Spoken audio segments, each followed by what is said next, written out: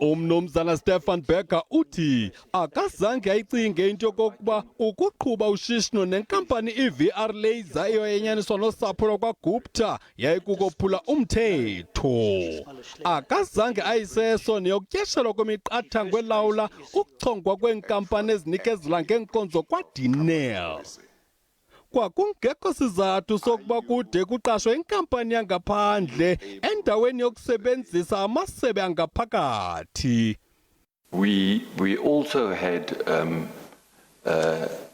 the scenario which I explained about the press articles in India where single articles can really influence the future of a company.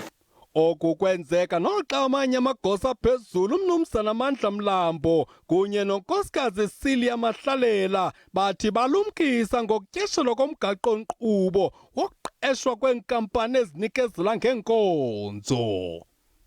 My advice would very strongly be it's for the future of Denel probably better to operate under a more privately owned scenario. Burger uthi ukunganqwali kwisicelo samanye amagosa phezulu kweliqumrhu kwakufana nokuwaphosa kwesinomhlwa kunye nokuwathezela olunenkume.